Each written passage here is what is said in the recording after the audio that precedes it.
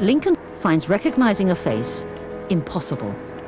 30 years ago, he was in a car accident that damaged an isolated part of his brain. And he is now completely face blind. On those moments when I am suddenly alone and I don't know where anybody that I'm with is, there can be a surge of fear, and it's lonely in that sense.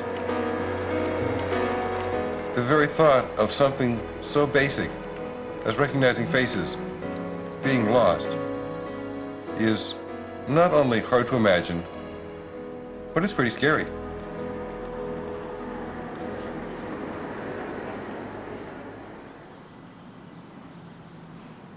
One of the things that makes it hard for people to believe that I have such a deficit is that I'm not blind. I see them. And seeing in our vocabulary is synonymous in some ways with understanding. I see what you mean. And it's very hard for folks to understand that I can see them and not know who they are.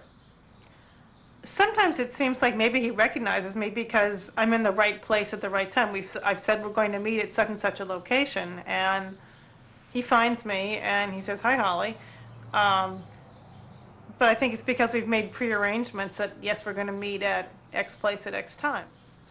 Maybe another way to put that is that when there are just the two of us sitting here, that's one thing. When we go out to the supermarket, say, and get separated, then there are a couple of dozen female faces walking all around. I haven't got a prayer. Right. I haven't got a prayer. Right. I haven't got a prayer of picking you out of all those faces.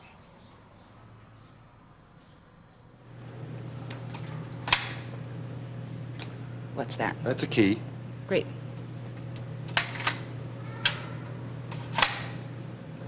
That's an apple. Okay.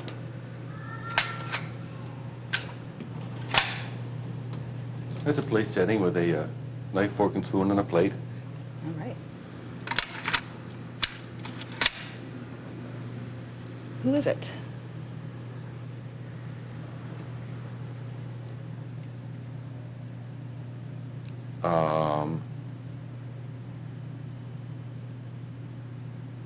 I don't know. I don't know. Okay. Young woman, old woman?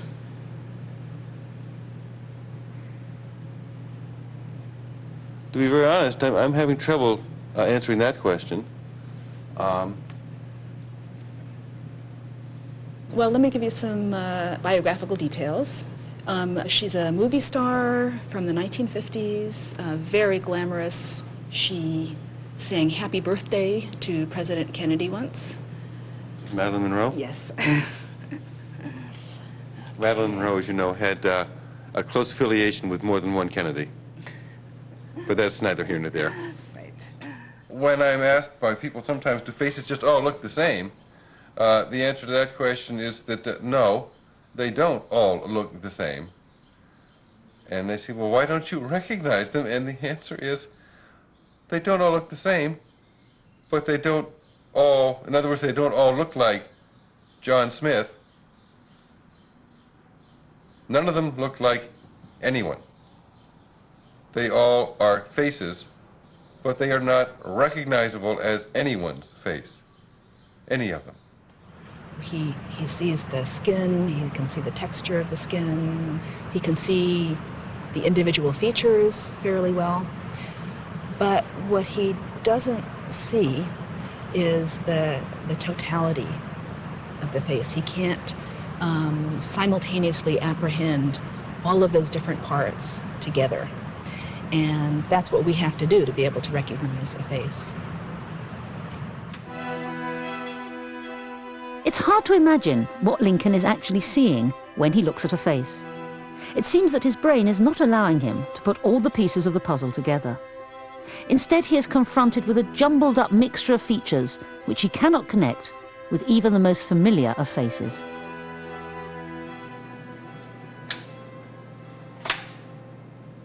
Okay, how about that person?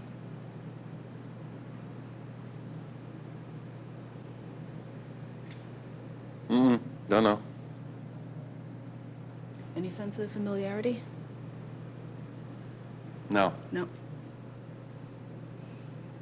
What about there's a child's face sort of looking over his shoulder.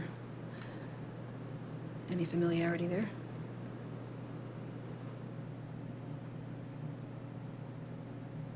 This is the nastiest one of all, isn't it? Yes. This is me. Yes. How do you feel looking at a picture of your own face and not recognizing it? For me, it is a face. It's not my face. It's a face. And there is some sense of incompleteness there. But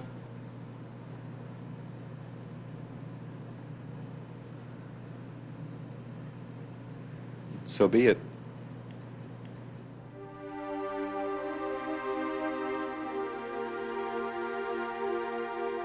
Lincoln's story has helped reveal how our brains process faces.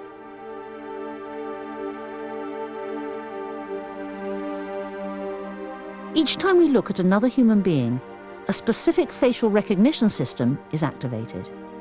It turns out that this system is so specialized, it only deals with faces which are the right way up.